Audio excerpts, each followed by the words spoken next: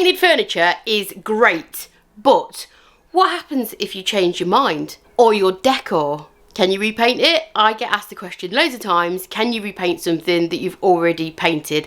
And the answer to that question is yes.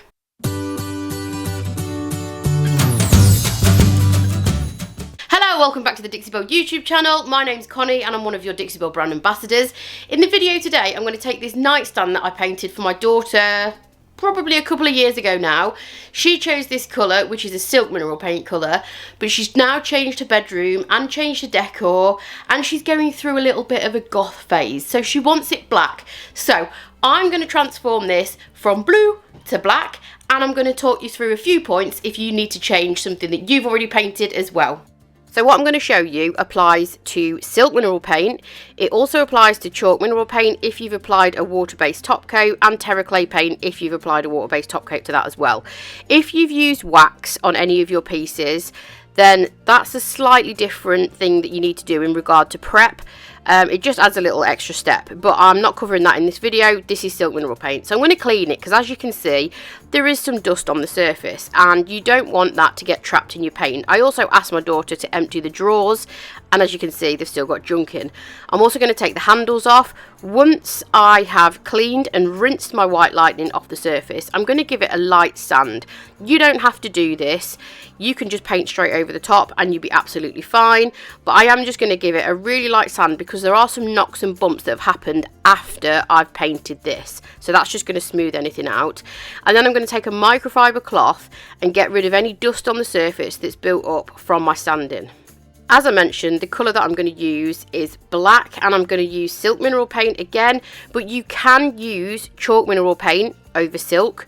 You can also use silk mineral paint over chalk mineral paint.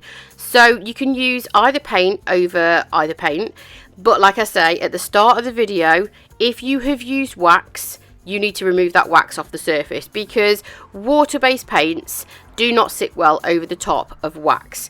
Now, Best Dang wax from Dixie Belle is the exception because it is a water-based wax. You can use chalk mineral paint over the top of Best Dang wax. I would personally advise against using silk over Best Dang wax because silk does not like wax or any kind of smooth surface of any kind. It can go over the top of silk, but it just doesn't play nice with wax. So I'd advise you against using silk over wax, even if it is Best Dang wax. Personally, I know other people have done it and it's been fine, but I personally would not put silk over Best Dang wax. I really hope that all makes sense. So as you can see, this colour is going on an absolute charm.